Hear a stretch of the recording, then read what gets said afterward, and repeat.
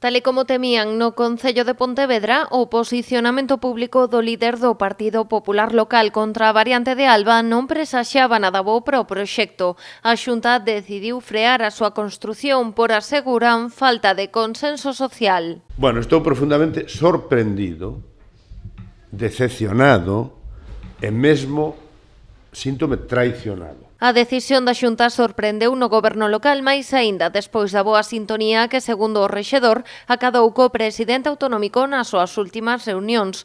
Agora lamenta que non se lles comunicara de xeito oficial a decisión de frear a variante. Que en ningún momento, por parte da Xunta, que é a relación oficial que temos que ter Xunta-Concello, se nos comunica semejante cousa e se manda a un recadeiro a dar unha noticia negativa. Eso é absolutamente cobarde, non?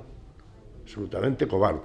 E máis, para añadir sobre esta cuestión de cobardía, eu levo no que vai de día e de onte intentando poñerme en contacto co presidente e non se me pone en contacto.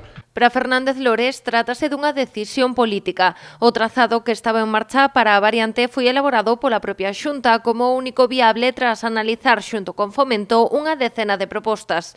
Nun principio non gustou ao Concello, que finalmente asumiuno como un mal menor. E se era o único trazado posible, porque a Xunta estudara en profundidade, nos aceptamos o trazado, pero obviamente con unhas características totalmente diferentes e presentámoslle unha proposta de modificación desas características do trazado, máis adaptado ao territorio, con tráfico máis calmado, con posibles tráficos peonís, etc. Incluso lle fixemos a proposta de que nós podíamos asinar un convenio de maneira que executáramos nosa vía con convenio coa Xunta e logo se quedara como propiedade municipal. Mentres non teñen notificación oficial da Xunta de Galicia, agardan unha rectificación do presidente que permita seguir adiante cunha infraestrutura que se retrasa xa 14 anos. O presidente sempre pode rectificar ou envainar, depende como queirades a palabra a utilizar, como fixo en Verín, como fixo co Hospital Montecelo, como outras cousas. Estamos abertos a esa posibilidad.